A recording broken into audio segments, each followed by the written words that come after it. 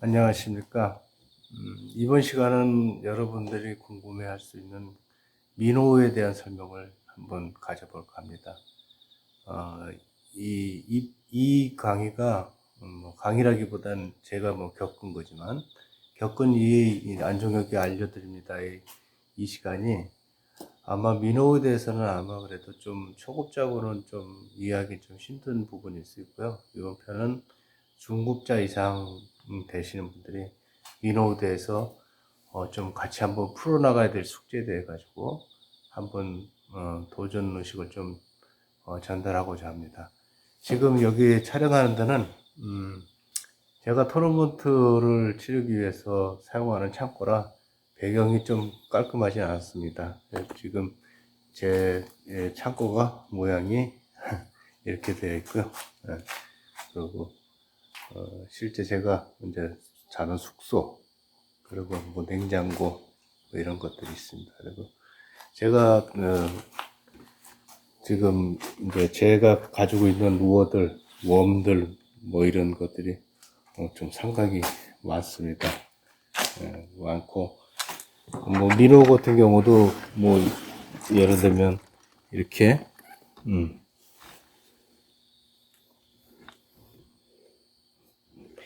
뭐 사용하고 남은 이제 쓰레기 사용하고 남은 뭐 어떤 시체들 모임 같기도 한데 제가 민호를 워낙 좀 많이 사용을 해봤어요. 민호를 아마 나름대로 좀 제일 좀 많이 사용한 사람 중에 속하지 않겠나 싶은데 민호에 대해 가지고 이제 여러분들에게 오늘 이제 설명드리고자 하는 거는 민호 모양에 따라서 어떻게 구분하고 민호의 종류에 대한 그런 설명. 그 다음에 그 이제 종류별로 민호가 어떻게 사용이 되어야 되는지 그 모양에 따른 설명을 좀 진행을 할 겁니다. 그 다음에 민호를 이제 그 액션을 주기 위해서 장비는 어떻게 구성하고 어떻게 갖춰야 되는가. 그 다음에 이제 날이 밝은 곳에서 내 이제 민호를 물론 이제 다트가 일단 중요하다는 걸 일단 말씀드리겠지만 다트 액션을 잘 주기 위한 액션 방법을 설명하고 또 혼자 연습을 할 수 있는 방법을 또 알려드리고자 합니다. 자, 여러분들이 민호를 어떻게 생각하십니까?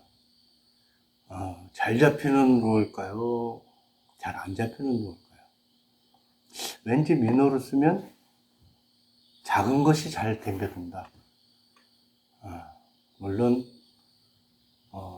액션에 의해서 작은 것이 많이 덤벼듭니다.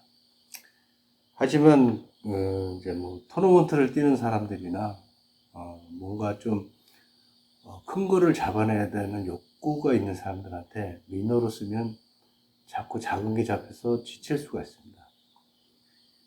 근데 민호를 사용하시다 보면, 연습을 많이 하시다 보면, 물론 이제 낚시 경력이 많아져서 배스가 큰 곳이 포진하는 곳이나 또는 배스의 그 어떤 패턴, 큰 놈들이 이제 자리 잡는 패턴, 움직임 이런 것들이 조금 더 경험이 많으면 큰 거를 잡을 수 있는 확률이 많아지죠.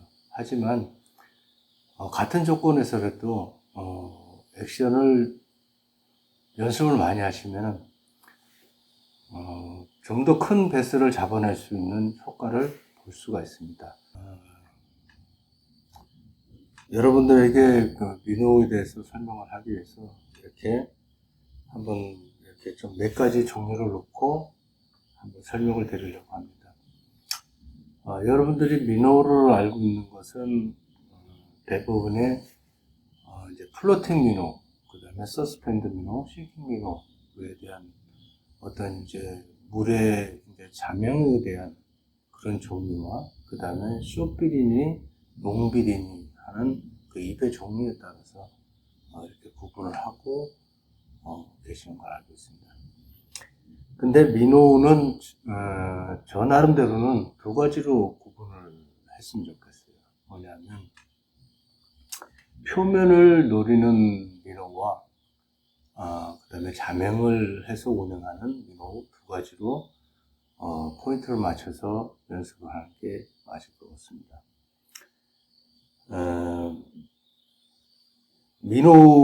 민호를 베스 입장에서 내가 운영을 하다 보면, 얘 베스들을 내가 띄워서 잡아야 되겠구나. 또는 장애물에서 나오게끔 해서 잡아야 되겠구나.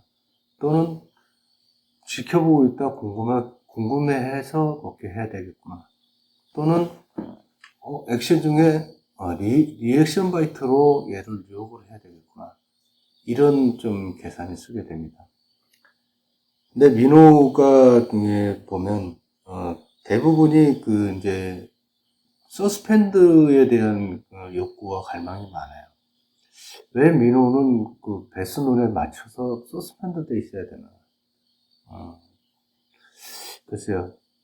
물론 이제 민호를 액션을 주다 보면, 스테이. 그러니까, 제가 이제 만든 데드워밍 하고는 의미가 좀 다를 수도 있는데, 미국에서 제가 예전에 샵을 할 때 미국의 베스꾼들이 베스를 이제 좀 이제 즐겨하는 사람들이 가끔 찾아오고 있었어요. 그래서 제가 뭐 얘기하다가 제가 데드워밍에 대해서 설명을 했더니 우리도 그런 게 있어요. 뭐냐 그랬더니 데드 스티킹이라는 거예요. 그러니까 그러니까 움직임을 없게 한다. 또는 뭐 헬리콥터에 비유를 하더라고요. 그래서 민호가 예를 들어서 베스의 눈에서 액션이 가해지다가 이거 뭐지 하고 쳐다보는 때에 얘가 서 있어. 그러면 걔를 이제 뭐 궁금해서 먹게 한다든지 뭐 이런 거를 이제 데스 스티킹 하는데 정말 그 정지 동작을 통해서만 베스를 잡을 것인가 라는 고민이 사실 좀 민호 초급 단계는 그런 고민을 많이 하게 됩니다. 그러다 보니까 비싼 민호로 사야 되나? 서스펜드 민호? 그러다 보니까 민호는 비싼 걸 사놓고서 사용할 때 뜯기게 아깝고 잘 사용을 안 하게 된다는 거죠. 민호는 이따가 설명해 드리겠지만 모양에 따라 가지고 입의 모양이나 바디 모양 그 다음에 무게 밸런스에 따라서 사용 용도를 달리할 수 있습니다. 그 의미를 알고 액션을 연습을 하게 되면 충분히 서스펜드가 아니더라도 플로팅이라도 플로팅 나름대로 민호를 사용할 때가 있고 서스펜드는 서스펜드대로 사용할 때가 있고 싱킹은 싱킹대로 사용할 때가 있습니다. 다만 이제 각종 이제 메이커들이 서스펜드를 맞추기 위해서 만들었지만 뭐 정확히 맞추지 못해서 서서히 이제 플로팅의 역할을 한다든지 또는 뭐 의도적으로 그럴 수도 있지만 하여튼 플로팅이 서서히 되는 그런 민호들도 다 있습니다. 그러면 나는 얘는 서스펜드라고 생각하고 샀는데 민호가 서서히 뜨네? 이거 나한테 손에 안 맞네? 벌써 신뢰가 떨어진다는 거죠. 일단은 베스에 맞춰서 민호를 선택을 하고 베스에 맞춰서 내가 액션을 주는 게 제일 중요합니다. 그래서 제가 민호를 크게 두 가지 나누려는 이유는 뭐냐면 베스가 표면을 바라보고 있는 포인트들, 그러니까 수초 자락이라든지 또는 나무가지 밑에라든지 그 다음에 어떤 험프에서 험프 위를 오르락내리락 하는 애들이라든지 타버터로 공략을 해야 되는데 애들이 숲 표면을까지 과감하게 치고 오지 않는 상황이라든지 이럴 때는 플로팅 민호를 사용하는 게 훨씬 베스한테 어필을 많이 합니다. 또 그 밖에 이제 내가 왠지 오늘은 조금 정지 좀 동작을 주고 싶어. 그러면 물론 이제 서스펜드 되는 것들 가지고 사용을 하면 내 자신이 일단 신뢰가 가니까 일단 더 치중을 할 수가 있겠죠. 그러니까 그런 경우에 이제 진짜 서스펜드 민호를 쓰는데 굳이 서서히 플로팅이 서서히 떠오른다고 해도 충분히 베스한테는 어필이 될 수가 있습니다. 그러니까 중요한 거는 내 사용하는 민호가 내게 자꾸 자신감을 줘야 됩니다. 그러니까 내 사용하는 루어에 대해서 신뢰가 떨어지게 되면 자꾸 손이 안 가게 되는 거고, 내가 잡았던 것에 대해서 손이 가다 보면 처음에 그냥 뭐 좀 초보로서 그냥 나도 해보지, 즐겨보지라고 하는 수준이라면 상관이 없는데, 내가 뭐 전문적으로 루어 낚시를 하겠다든지, 뭐 그런 생각을 가지고 있다면, 정말 다양한 경험을 해봐야 됩니다. 그러기 위해서는 메이커마다 어떤 제품을 생산할 때는 그 회사에 사활이 걸려서 생산한 겁니다. 그러니까 믿어보시고 사용하셔도 되고, 간혹 뭐 모조품이거나 중국에서 대충 찍은 것 같은 느낌으로 만들었거나, 봐도 너무 작은 거 한 1,000원, 2,000원짜리 이런 것들은 값어치가 없을까? 그렇지 않습니다. 어떤 거든 다 그 특징에 맞게 내가 연습을 하고 운영을 하면 내 거가 됩니다. 자, 이번에는 민호가 왜 만들어졌을까 한번 같이 고민을 한번 해볼까 합니다.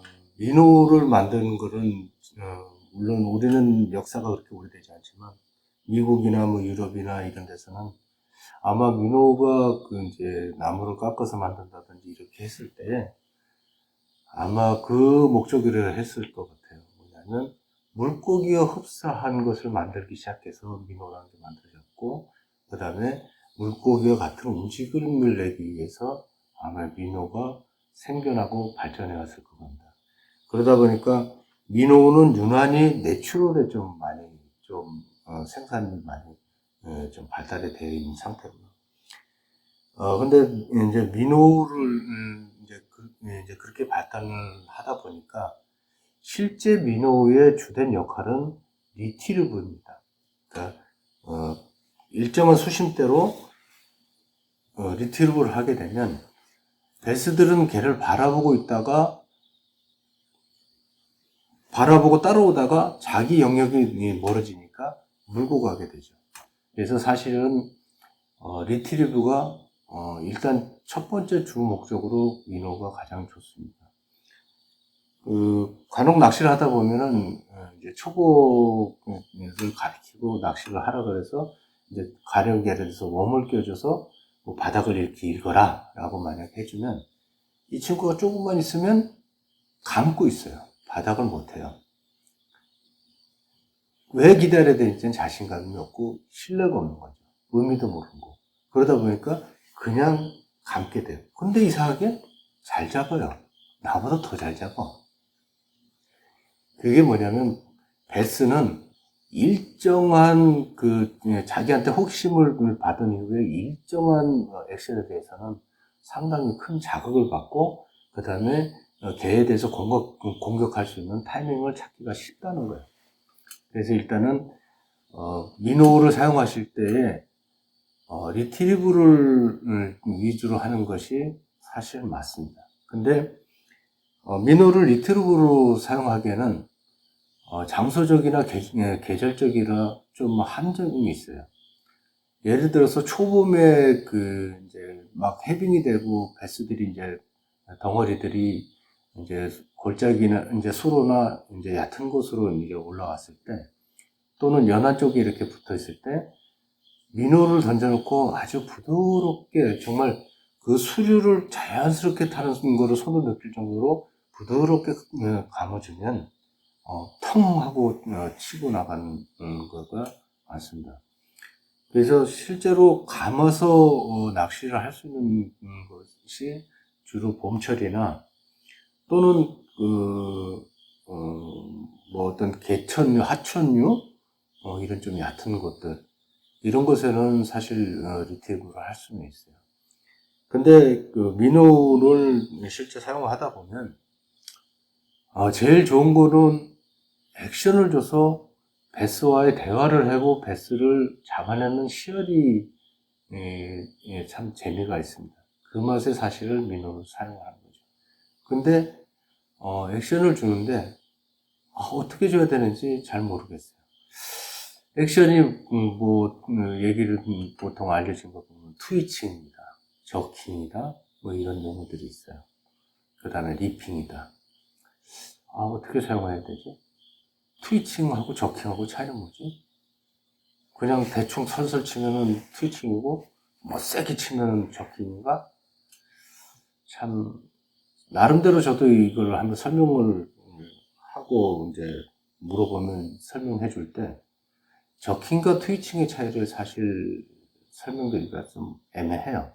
근데 저는 어떻게 지금 구분을 짓냐면 트위칭은 베스와의 대화 시간을 조금 더 가지려고 하는 이 주는 액션이 트위칭이고 리액션의 자극을 유도를 해서 나도 그 베스가 의도하지 않게 먹게끔 하는 것을 이끌어내는 걸 저는 저킹으로 봅니다. 그러면 다시 한번 생각해 볼까요? 트위칭을 한다는 것과 쉽겠습니까? 저킹을 하는 게 쉽겠습니까? 저킹입니다. 저킹은 그 충분한 다트 액션을 잘 주는 걸 연습을 많이 했다면 연습량에 따라 가지고 베스를 만나는 확률이 내 연습량과 동일하게 늘어날 수가 있어요. 근데 트위칭이라는 거는 좀 다릅니다. 베스의 생태를 알고 베스의 지금 현재 패턴을 알아야 됩니다. 얘들이 오래 바라보는가? 빨리 반응하는가? 또는 먹이 활동의 내부 안에서 활발한가? 경쟁력이 심한가? 얘가 지금 배가 고픈가? 여러 가지 그 베스의 그 현재 상황에 있는 상황을 알아야 예를 들어가지고 물가에서 이렇게 좀 이렇게 라인이 좀 수심이 있는데 이렇게 이제 풀이 나 있고 나무가지가 있는데 여기다가 이제 민호를 착수를 시켰어요. 민호를 착수를 시키고 나가지고 제가 이제 아까 트위칭은 베스와의 대화하는 액션이었잖아. 그러면 베스 걸 얘를 더 오래 보게 하고 생각하게 하고 먹게 하게 하려면 내가 트위칭을 빨리 해야 되는가? 정지는 얼마큼 해야 되지? 얘를 천천히 해주고 기다렸다가 한 2초, 2, 3초 기다렸다가 또 놔주고 이렇게 해야 되나? 이런 고민을 하게 된다는 얘기죠. 이런 고민을 하게 된다는 것은 고민에 대한 그 방법도 많을 거지만 확신이 서기까지의 그 경험이라는 게 많아야 된다는 거예요. 그러다 보니까 사실은 제가 얘기한 아까 그 의미의 트위칭은 사실 경험이 많아야 됩니다. 나중에 이제 타버터에 대해 가지고 운영 방법이나 그 사용법에 대해서 따로 이제 말씀드릴 시간이 있겠지만 타버터를 사용할 때도 베스의 상태나 그 포지션 또는 물속의 어떤 상황 이런 데 대해서 탐색과 그 다음에 입질을 유도하는 방법 이런 것이 정말 사실은 베스에 대한 경험이 많이 쌓여서 운영하는 방법이 다양할 수 있습니다. 근데 그 타버터와 같이 사실 트위칭을 해봐야 서스펜드 된다고 해도 얼마나 그 물속에 들어가고 이렇게 입이 길어가지고 만약에 처음에 하고 좀 깊게 가라앉은 다음에 트위칭을 준다고 해도 사실 얼마나 들어가겠습니까? 던져서 이미 그 포인트에서부터 들어가는 거라 사실 이게 많이 들어가죠. 포인트를 벗어나서는 좀 많이 들어가겠죠. 그냥 단순히 리트리브를 하고 나서 트위칭을 한다고 치면. 그렇지만 실제로 대부분은 트위칭을 액션을 구사한다면 결국은 그 포인트에서 멀어지지 않고 액션을 취하기 위해서 사용하기 위해 트위칭 액션이 많죠. 그러다 보니까 트위칭에 대해서는 경험이 많이 쌓이고 그 다음에 타버터를 연안으로 또는 어떤 험프 위로 사용하는 그런 경험이 많으면 충분히 플로팅 민호를 트위칭으로도 베스를 대화하면서 잡을 수 있는 그런 능력이 생깁니다. 물론 이제 제가 이제 카메라를 태우고 이제 실제 낚시하는 보면서 이런 경우는 트위칭을 이렇게 운영하고 지금 베스 상황이 이러니 이렇게 상황을 적고 걷습니다. 라고 한번 하면서 가설을 내리면서 낚시를 해볼 수 있겠지만 지금은 설명을 드리는 거라 트위칭에 대해서는 일단 그 정도까지만 말씀을 드리고요. 그 다음에 제가 이제 아까 얘기했듯이 미노를 사용하는 데서 가장 연습을 통해서 여러분들이 베스를 만나기 좋은 거는 저킹입니다.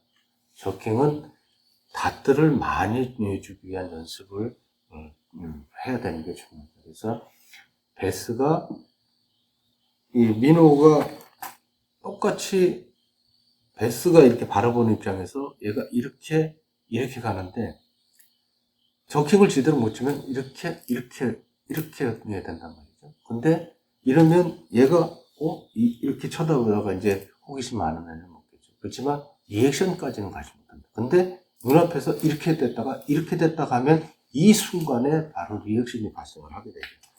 그래서 닷들을 잘 내는 게 중요합니다. 그래서 닷들을 잘 내기 위해서는 이제 제가 액션을 연습하는 거를 또 액션 방법이나 또 혼자서 연습할 수 있는 거를 제가 영상을 이제 밝은 데서 마저 찍어서 이제 같이 여기다 첨부를 할 건데요. 여러분들이 액션이 주는 게 정말 좀 잘못 알고 있는 상식이 있어요. 그래서 그것을 극복할 수 있게 제가 얘기를 해드릴 겁니다. 제가 그 베스를 제가 이제 뭐 제자들을 뭐 좀 가르치고 좀 했었을 당시에는 제가 이제 배 뒤에다가 이제 이제 민호를 이제 어떻게 사용하는 거, 그 다음에 액션법 이런 것들을 계속 봐주면서 같이 낚시하다 보면 제가 이제 보통 아무 얘기를 안 하고 있다가 야, 너 이제 잡을 것 같아. 라고 하면 영락없이 그때부터 이제 베스를 잡기 시작합니다. 그건 뭐냐면 제가 무슨 예언가나 뭐 그런 건 아니고 베스가 제 경험상 이렇게 운영이 되고 어떻게 액션이 나와야 더 잘 되더라 라는 경험이 있을 뿐입니다. 그래서 그런 것들을 이제 말씀을 드릴 거고요. 말씀을 드릴 거고요. 그 다음에 아까 말씀드린 이제 민호 종류 중에서 플로팅, 그러니까 물 표면을 공략하는 민호와 그 다음에 자맹을 운영하는 민호를 구분한다고 그랬죠. 그거는 왜 그렇게 구분하려고 하냐면 베스가 어떤 포인트에서 위를 바라보고 떠올라서 먹는 그런 포인트나 그런 상황이 있는 거고 물속에서만 얘네들이 유지가 되는 그런 상황이 있어요. 그러면 예를 들어서 내가 플로팅 미노다.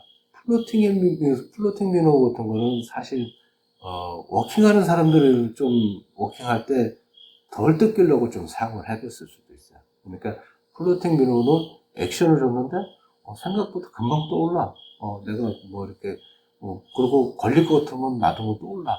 그러니까 아마 좀 많이 사용할 수도 있었는데 플로팅 미노는 근본적인 게 표면에 안착을 하고 액션을 줬을 때 다트를 주든 트위칭을 주든 액션을 줬을 때 베스가 배를 바라보게 하고 궁금해서 올라오면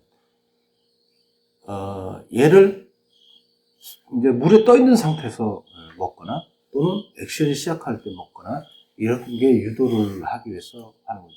그러면 예를 들어 베스가 밑에 있던 놈이 얘를 보고 떠올랐다는 건 관심 있는 거거든요. 관심 있는 놈을 공략하기 위해서 사용하는 것이 플로팅 민호고 자맹 민호들은 주로 뭐 장애물의 근처라든지 험프에서 얘네들이 오르락내리고 그 브레이크 위에서 걔를 바라본다든지 물 속에서 얘들이 물 표면에 대한 두려움이 적은 상태에서 물 안에서 어떤 공격이 이루어지는 그런 패턴 속에서 사용하게 되는 것이 주로 자맹성 민호입니다. 그러면 자맹성 민호 중에서 서스펜드가 되는 게 있고 서슬 플로팅이 되는 게 있는데 각자의 역할은 다르다는 거죠. 서스펜드 되어 있는 거는 베스를 오래 바라보게 하고 별 움직임이 없으니까 생각을 판단할 수 있는 시간을 여유롭게 줄 수가 있어요. 다만 또 반대로 어느 정도 됐다가 서서히 떠오르게 되면 베이스 입장에서 바라보고 있다가, 얘가 도망가네? 얘가 좀 이상하네? 이런 또 반응을 바라볼 수도 있어요. 그러니까, 사실 롤을, 민호를 운영하는 사람 입장에서, 서스펜드와 서서히 되는 그 플로팅의 차이를 구분해주면서까지 액션을 주고 사용을 하기에는 머리가 너무 복잡하다. 그냥 단순하게 자명은 집어넣어서 액션을 줘서 얘를 자극을 시켜서 잡는 것에 내가 더 치중을 하고 좀 더 연습을 많이 해서 정말 리액션이 잘 발생할 수 있도록 연습을 하는데 그냥 치중하는 것이 좋습니다. 그러면 민호가 모양별로 봤을 때 다트를 쉽게 낼 수 있는 모양이 있고 다트가 조금 어려운 모양이 있습니다. 그래서 쉽게 민호를 모양을 보면 한번 민호 모양을 보고 말씀을 드릴게요.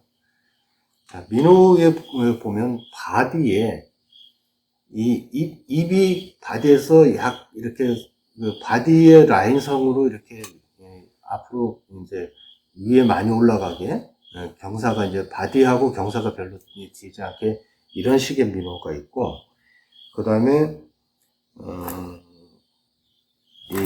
이제 비프리즈와 같이 입이 밑으로 많이 내려와 있는 그렇죠? 생각보다 얘는 더 밑으로 내려와 있죠. 이런 민호가 있습니다. 그럼 이 두 가지의 유형 민호 가지고 한번 설명을 드려볼게요. 항상 루어 낚시는 원리를 조금 파고들면 좋습니다.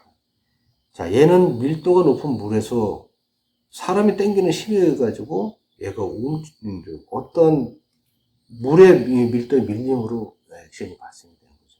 근데 순간적으로 세게 얘를 탁 당겼어요. 당겼더니 여기에 이제 물의 저항이 여기 이제 집중이 되는 거예요.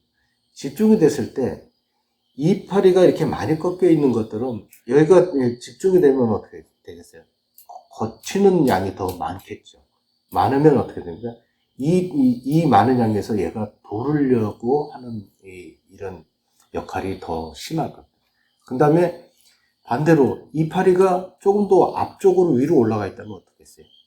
이렇게 저항을 받았지만 저항받은 것보다는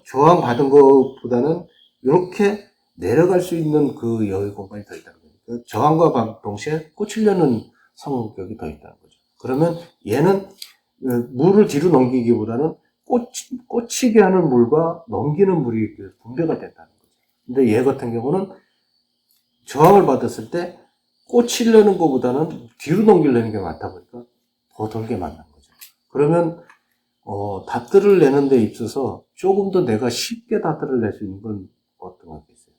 얘가 조금이라도 더 꺾여 있는 것들이 아무래도 이렇게 몸을 뒤틀리게 방향을 바꾸게 하는 데는 더 쉬운 거죠. 그래서 저는 주로 이제 처음에 교육을 할 때 이 비프리즈 모양으로 되어 있는 이 가격을 가지고 주로 먼저 교육을 좀 합니다. 그래서 손에 이 자극을 이 물에 닿는 강도를 느끼게 하고 그 강도 위에 민호가 수를 타고 방향을 전환하고 갈 수 있는 그 방법을 알려주는 거죠. 자, 그 다음에 이 레틀의 구조와 무게 밸런스에 대해서 한번 생각을 해볼게요. 자, 보통 레틀이 들어가 있는 게 고정형이 있고 유동형이 있습니다. 그래서 고정형과 유동형 차이는 유동형이 왜 발생이 되냐면 민호로 캐스팅을 하다 보니까 유동형을 하면 이 안에 있는 그 구슬이 쇠구슬이 캐스팅할 때 뒤쪽으로 쏠리게 되죠. 뒤쪽으로 쏠리다 보니까 캐스팅을 먼 거리에 할 수 있기 위해서 이제 유동형을 한 겁니다. 그러면 이제 고정형과 유동형 차이에 이제 밸런스는 이제 그 수류에서 방향 전환이 어떤 차이가 있는가 한번 보면 자, 일단 고정형을 가지고 말씀드려보면 이제 민호의 이 중간점으로 이 꺾여졌을 때의 이 중심선에 가깝게 중심선에서 뒤쪽으로 무게가 쏠리면 쏠릴수록 당연히 얘를 이렇게 이제 수류가 부딪혀서 물에 저항이 생겼을 때 뒤쪽이 무거우면 어떻게 됐어요? 빨리 돌겠죠. 그 다음에 앞쪽으로 만약에 무게가 더 쏠려 있다면 어떻게 되겠습니까? 앞으로 가려는 이게 관성이 더 있고 뒤쪽에 가려니까 생각보다 빨리 돌지 못한다는 거죠. 그래서 뒤쪽으로 가면 좋습니다. 근데 다만 고정형 무게 밸런스에서 무조건 뒤쪽으로 만약에 돼 있다면 이게 가려는 성질을 이 관성을 플러스 시키지는 못하고 돌려는 성질이 더 우선하다 보니까 라인이 이 바늘의 라인이 교차가 되버리는 거죠. 그러면 그 다음에 액션을 줄 수가 없어요. 그래서 이제 만약에 고정형이라 그러면 가장 좋은 거는 민호의 가운데 중심에 맞춰서 고정형으로 나오는 것들이 가장 설계가 잘 된 것이라고 볼 수 있어요. 그래서 얘를 가지고 충분히 액션을 주면서 얘도 닷들을 마련할 수 있어요. 대표적으로 림레스 민호가 있어요. 이렇게 잎이 없는 민호. 잎이 없는 민호들은 대부분이 이제 유동성 복도를 이렇게 움직이는 유동 복도를 내부적으로 되어 있지 않고 대부분이 고정형으로 이렇게 안에 웨이트가 들어가 있어요. 근데 림리스들은 다트가 안 되냐? 정말 잘 됩니다. 이파리가 없잖아요. 이파리가 없는데 물에 부닥치는 게 없는데 잘 되냐? 잎이 없어도 이 수류에 의해서 깨졌을 때 물을 차고 나가는 게 림레스가 아무래도 차고 나간 데에 걸리는 더 적겠죠. 그래서 사실은 다트가 더 좋습니다. 근데 다만 나중에 액션 주는 것을 이제 설명드렸지만 림레스 민호 가지고 근데 림레스 민호는 대부분 싱킹이 많아요. 림레스 민호 가지고 액션을 주는데 일반 다트 액션하고는 좀 다릅니다. 일반 다트 액션하고 똑같이 나가면 아까 제가 설명했듯이 림레스 민호들은 얘들은 이 앞쪽에서 이 걸림이 없기 때문에 이게 잘 돌아요. 잘 도니까 어떻게 됐어요? 아까 바늘에 잘 걸린다 그랬죠? 바늘이 너무 잘 걸려요. 그래서 림레스를 민호에 대해 가지고 다트로 운영할 때는 액션이 조금 다르다. 그래서 그거는 좀 이따가 액션을 주는 방법에 대해서 설명할 때 다시 한번 설명을 드릴게요. 그 다음에 자, 봉돌이, 유동 봉돌이가 봉돌이 이렇게 지금 이게 투명한데 이게 잘 보이실지 모르겠는데 얘 같은 경우는 지금 보면 봉돌이 앞쪽으로 이제 두 개가 큰 게 들어있어요. 이게 이제 비전 완탄 시리즈인데 자 보면 이렇게 완전히 뒤로 갔다가 쭉 넘어오다가 이 앞에 와서는 거리에 탁 걸려 있어요.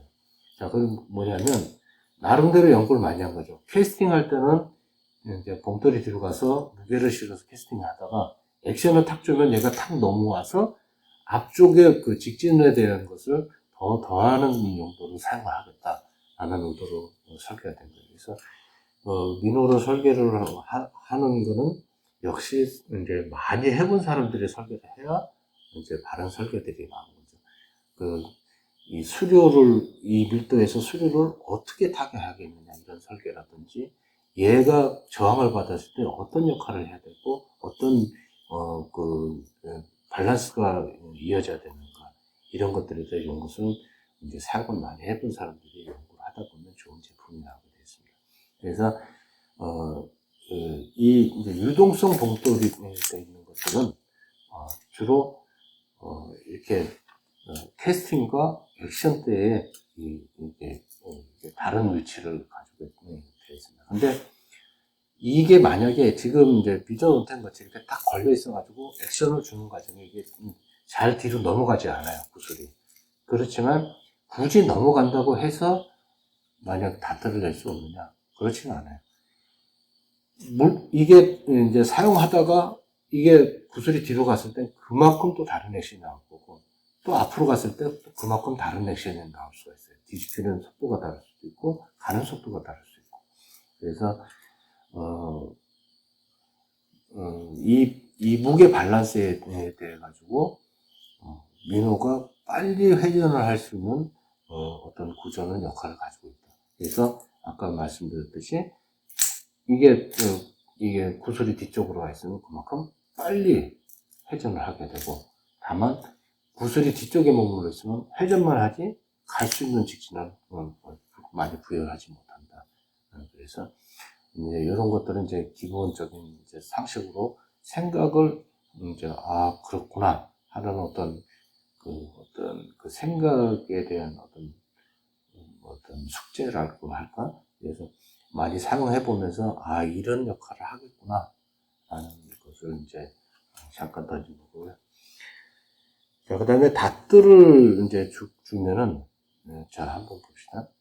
민호의 이제 저항을 받은 상태에서, 이 이파리의 크기가 이제 그 저항을 받은 다음에 역할을 이제 많이 하겠죠. 자, 입의 각도는 많이 꺾이게 하는 역할을 한다고 했어요. 그러면 이파리에 이제 크기가 있을 거예요. 이 넓기가 있고 길이가 있고 차이가 다 다른데, 그러면 여기에 이제 그 다음에 이제 물에 받는 양이 정해지는 거죠. 그 양에 따라서 많이 갈 수 있나? 못 가냐? 이거에 대한 이제 그 구분이 생기는 거죠. 근데 아까도 말씀드렸듯이 밸런스가 이렇게 변형이 되거나, 그 다음에 이 수류를 타기 좋은 어떤 설계가 되어 있다면, 충분히 많이 갈 수가 있습니다. 그 다음에 연습을 이제 좀 이제 많이 하다 보면, 실제로 각이 이제 이렇게 좀 앞쪽으로, 이제 바디선상에 조금 더 위쪽으로 이렇게 구성이 된 거라도, 액션을 주고 내가 이제 닷들을 잘 주는 연습이 많이 되면, 얘는 그 다음에 오히려 얘는 저항이 돼서 이제 이 구조적인 거에서 발생하는 이 양밖에는 안 될 수 있지만, 얘는 조금이라도 더 차고 나갈 수 있는 또 얘가 역할을 해낼 수가 있어요. 그래서 이제 처음에 이제 민호를 처음 연습할 단계는 어느 정도 각이 있는 거 가지고 연습하다가 그래도 베스가 잘 안 잡혀. 근데 어느 순간 얘가 입이 이랬더라도 손에 저항을 넣고 잘 풀어주는 그 연습만 되면 얘도 이제 어느 순간 많이 가게 돼요. 근데 얘의 이제 단점은 뭐냐면, 얘를 고속으로 빨리 운행을 하게 되면 가질 못하고 계속 이제 좀 짧은 거리를 닿도록 발생하게 돼요. 근데 입이 이제 조금 위로 올라오고 이제 조금 길이가 이제 길어진, 이제 보통 이제 이 꺾인 것들은 길게는 많이 못 만들면, 조금 이제 길어지면서 이제 바디선상에 이렇게 입이 올라오고 거를 이제 손에 이제 연습이 돼서 얘가 이제 연습이 잘 돼서 얘를 쓰게 되면, 얘는 곧 이제 빠른 액션을 줘도 얘는 얘보다는 가는 양이 더 많아지는 거예요. 그래서 나중에 막 리듬을 타면서 내가 이제 정말 고속으로 막 이제 민호를 사용하게 된다. 그렇게 되면은 이제 이 입이 아무래도 조금 더 길고 그 다음에 이제 좀 각이 올라와 있는 것들을 이제 사용하게 될 거예요. 그래서 사용하게 됩니다. 그 다음에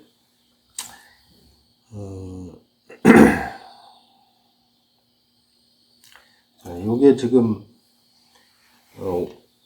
오리지널 이제 일본에서 만든 에버그린에서 나온 그 민호 그 이름이 생각이 안 나는데, 얘가 이제 걔를 카피를 한 중국제 제품이에요.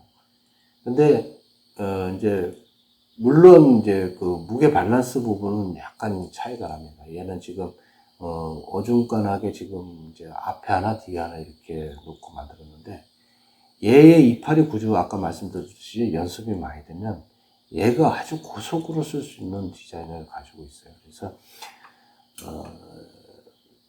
금액이 싼 거, 비싼 거를 떠나서 연습을 많이 하면 내 손에, 내 상황에 맞게, 내 낚싯대에, 내 오늘의 민호를 주는 컨디션에 맞게 민호를 선택해서 사용할 수가 있게 됩니다. 그래서 뭐 민호로 막 액션을 주면서 막 춤을 추듯이 뭐 박자를 하고 화려하게 물을 착착 가리면서 그런 거는 좋지 않고요.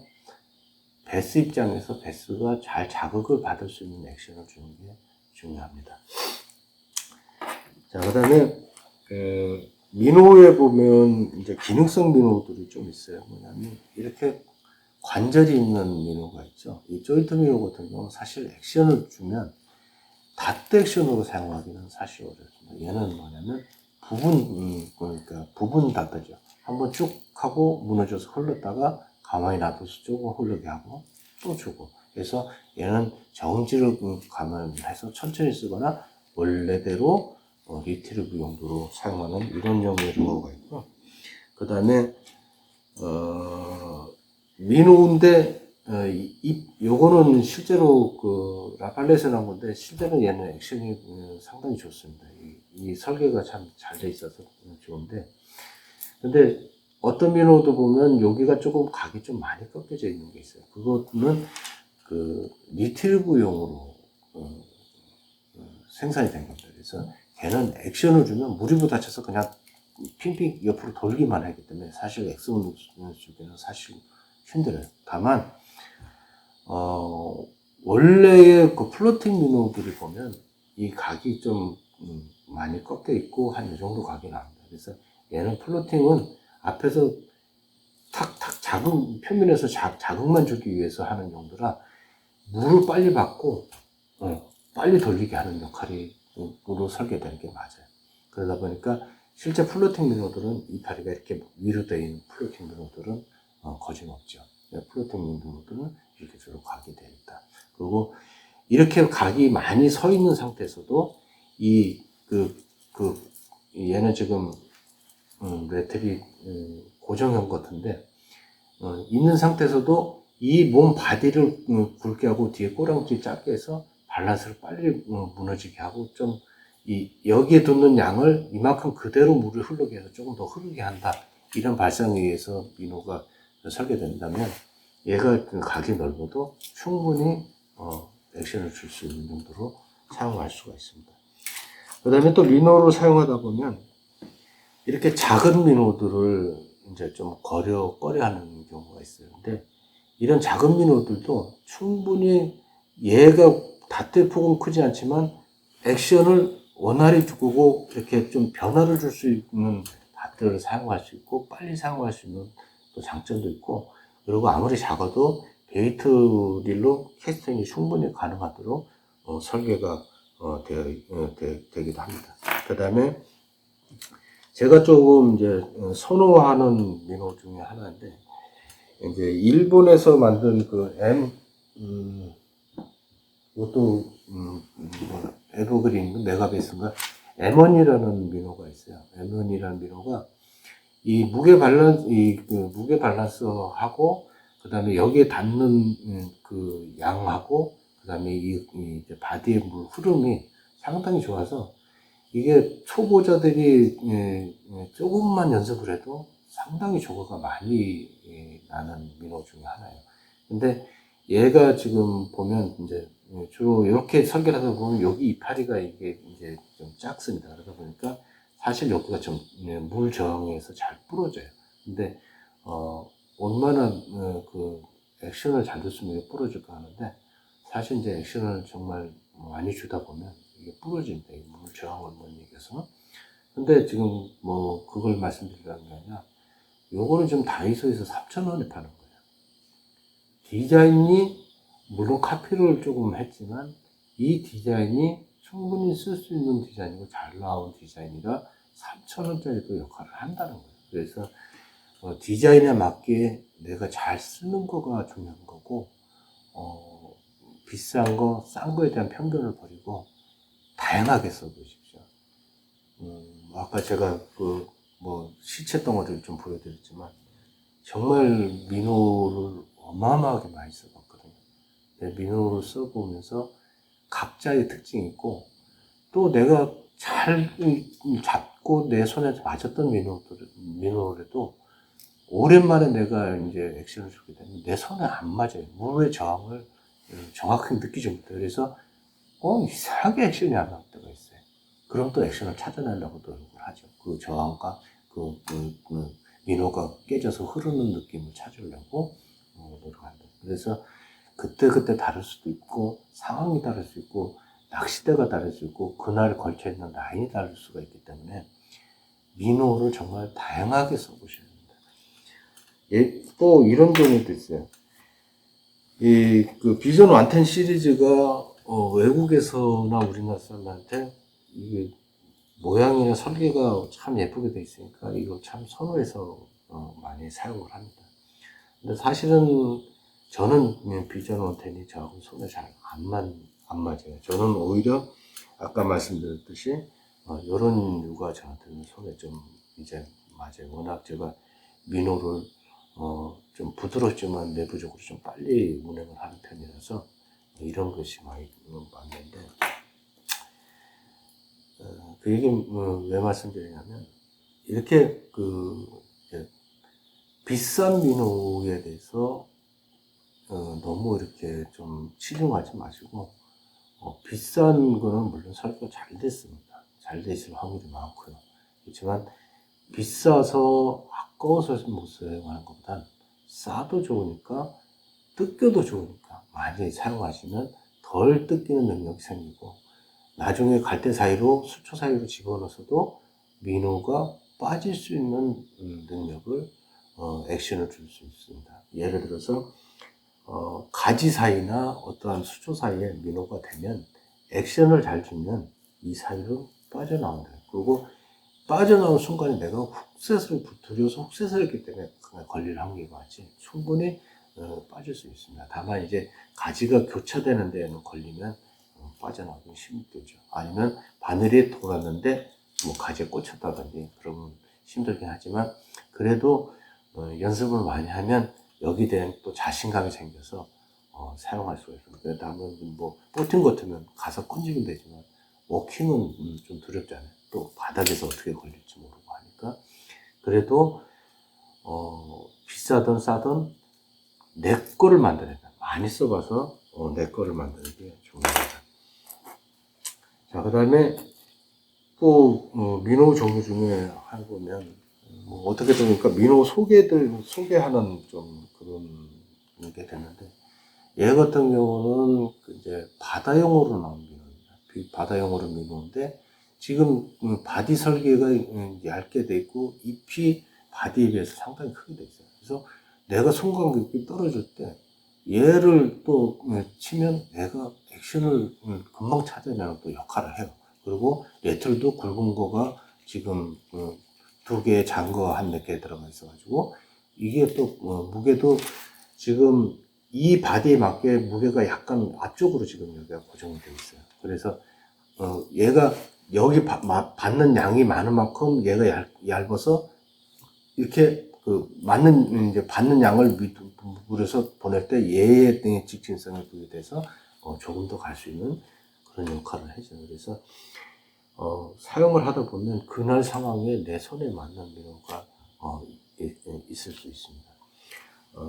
그리고 요번에는 롱빌과 숏빌에 대해서 한번 여러분들 좀 잘못 알고 있는 데서 한번 얘기를 하려고 합니다. 자, 이파리 1cm에 1m.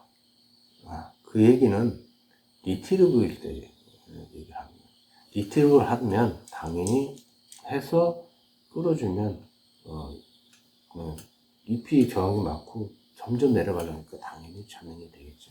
근데 이파리 작은 것들은 끌어줘봐야 얘가 계속 물 넘치고 하니까 깊게 들어갈 게 없는 거야. 위에서 당기는 힘이 있고. 그래서 생기는 오해가 뭐냐면 액션을 주면 얘는 3m 갈 거야. 그 다음에 여러분들이 제일 많이 쓰는 비프리게 얘는 2m에서 액션이 될 거야. 이런 좀 오해가 됩니다. 실제로 다트 액션을 주면 얘가 이 상태에서 이렇게 다트가 되는 게 아니에요.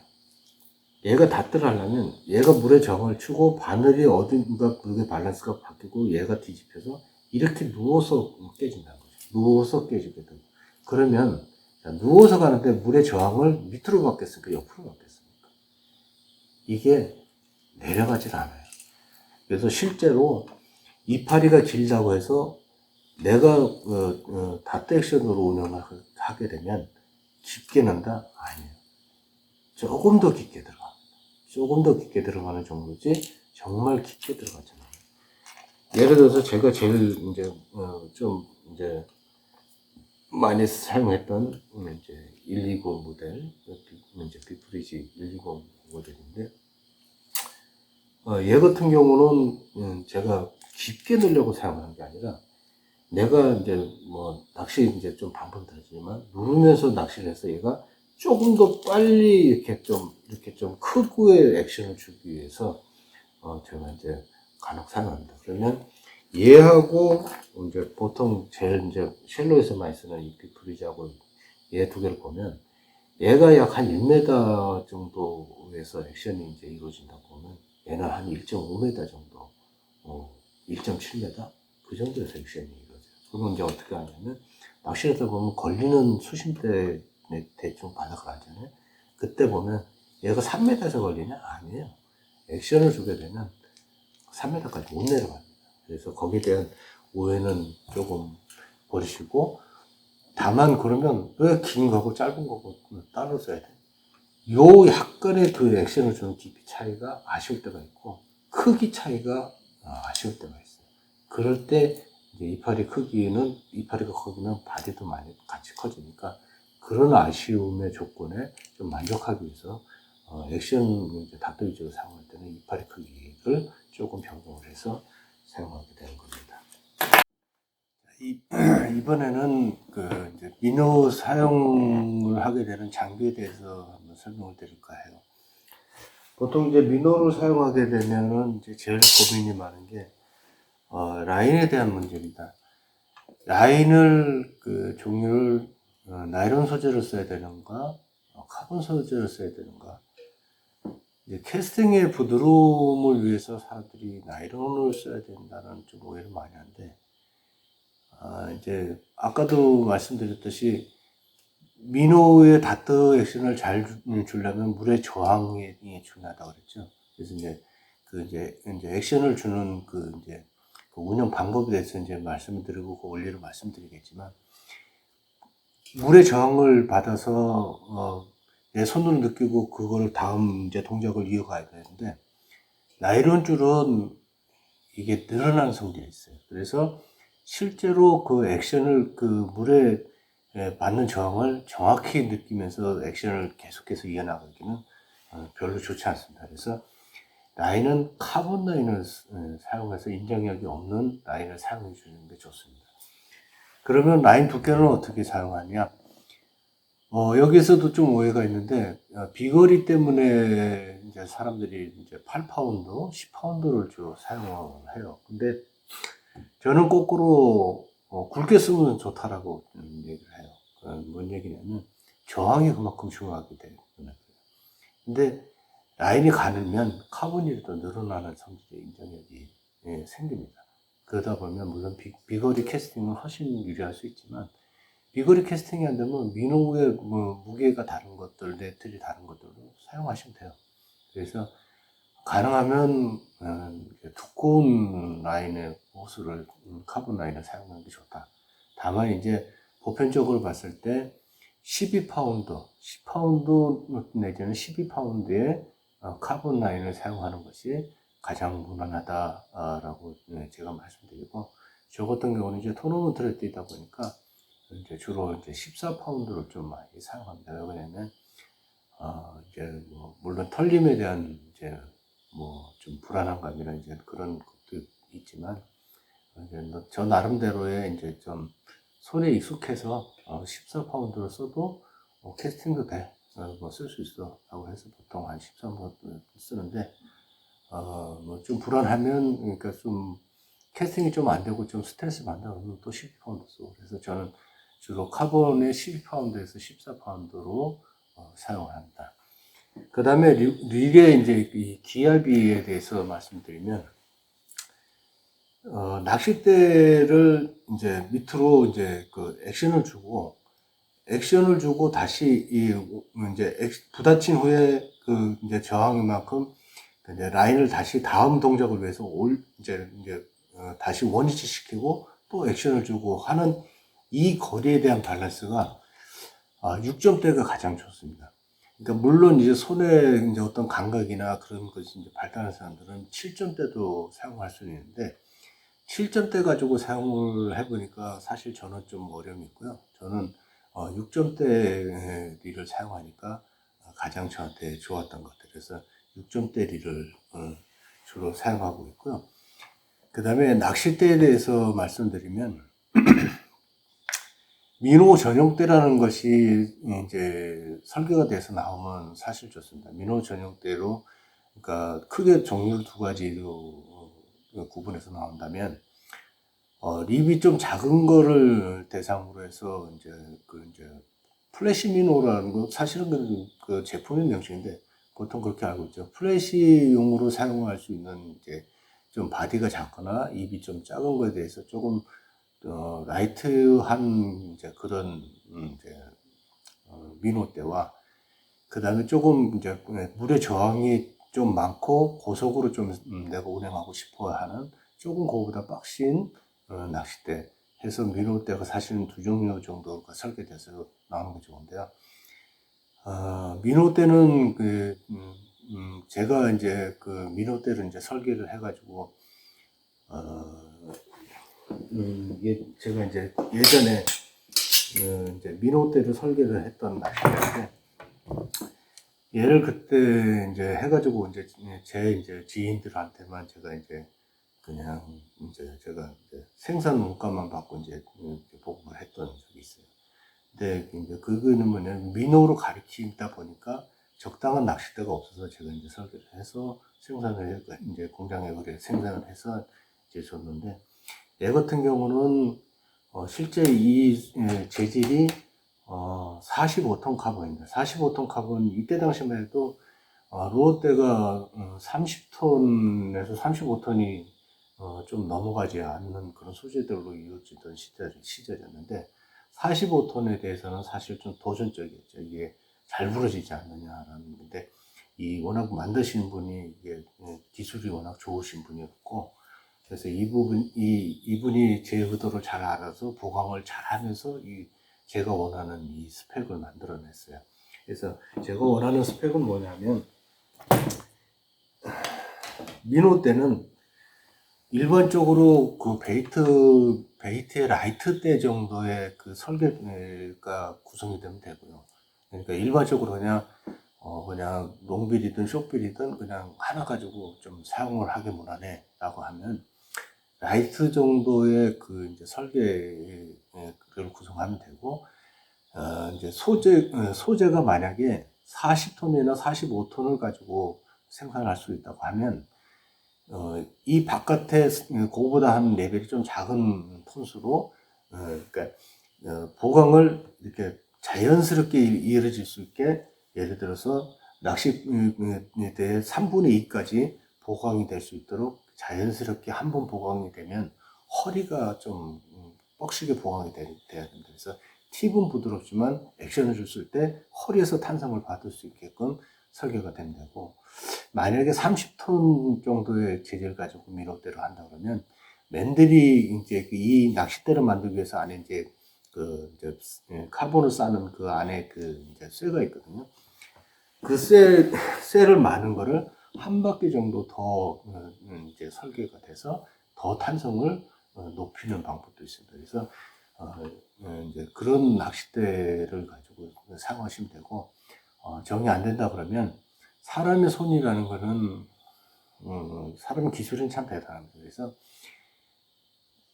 뭐 미드 라이트도 되고 보통 시중에 나오는 라이트 때 가지고도 나중에 이제 제가 그 연습하는 방법을 알게 되면 그 느낌만 찾을 수 있다면 낚싯대는 무난하게 사용할 수가 있어요. 그 다음에 정말 연습이 많이 되면 액션을 주는 방법이 이게 물의 저항을 받아서 주는 방법도 있지만 방법에 따라 아까 림리스 얘기도 나왔지만 조금 더 빨리 하거나 뭐 해서 뭐 사람들 좀 잘못 알고 있는데 낚싯대를 조금 당기면서 눌러주는 이제 그런 또 액션으로 다 들어줄 수도 있습니다. 그렇게 되면 낚싯대가 미디움 헤비, 뭐 헤비라도 충분히 액션을 줄 수 있습니다. 대신 다만 이 기본적으로 액션에 대해서 연습이 된다는 가정하에 낚싯대가 변경이 돼도 그 손이 이제 거기에 맞춰서 그 액션을 줄 수가 있습니다. 그래서 낚싯대는 그렇게 지금 뭐 특별히 구애받지는 마시고 일단은 그 이제 보편적인 미듬대나 미듬 라이트 가지고도 내가 그 의도한 대로 그 이제 액션을 줄 수가 있어 하고 그 손을 맞추시면 돼요. 그러면 연습이 잘 됐다라는 이제 그 방법 알려드리면 그 연습대로만 되시면 어느 순간 갑자기 고기 잡는 개체수가 많아지고 그 다음에 사이즈도 점점 커지는 것을 느낄 수가 있을 겁니다. 지금 이거 장비에 보면 이 일이 있는데 제가 그 민호를 하면서 이 사람 저 사람 민호에 대해서 이제 뭐 대화를 많이 나눠보고 했지만 사실 제가 흡족할 만큼 그 민호를 뭐 잘 운행하거나 뭐 했던 사람들이 그렇게 많지는 않았어요. 근데 이제 고인이 되어 있지만 양영호 프로라는 그 친구가 있어요. 그 친구가 이제 이게 이제 그 이제 민호 같이 얘기를 하다 보면 저하고 코드가 맞았었는데 뭐 가령 이런 얘기를 하는 거죠. 그러니까 양프로 그 뭐야 니를 안 감고 계속 다 들어줄 수 있는 한 몇 번까지 해봤어. 그러면 저는 뭐 연습하니까 한 7번까지는 됐는데 나는 한 5번까지 방학게 했는데 저는 또 나름대로 도전식을 갖는 거죠. 뭐 그런 대화라든지. 그래서 참 그 친구가 민호를 상당히 액션 민호 운행에 대해서 관심이 참 많았던 친구인데 이 릴도 사실 그 양용호 프로가 사용하던 릴인데 제가 이제 선물을 받아서 잘 쓰고 있는데 이 얘기는 왜 하냐면 민호에 대해서 정말 열심히 하면 그만큼 나한테 시효를 주고 자신감을 불러일으킨다는 것을 제가 이 영상에다가 이쪽에다가 이제 같이 이제 보여드리겠지만 재작년에 제가 그 여름 이제 막 지나고 게임 전날 비가 되게 많이 왔어요. 그때 이제 수온이 이제 그 뜨거운 수온이 이제 많이 표층 수온이 이제 내려가면서 베이트 피시가 이제 많이 올라왔거든요. 그러면 베스가 6m 정도 4m, 6m 정도 얘네들이 포지션이 있었는데 얘네들이 그 베이트 피시를 바라보기 위해서 조금 더 올라올 것이라는 생각을 했고 제가 민호를 가지고 공략해서 민호로 이제 그 대회를 우승을 했던 그 경험이 있습니다. 그래서 민호를 연습을 많이 하면 충분히 훌륭한 무기로 자리 잡을 수 있다는 것을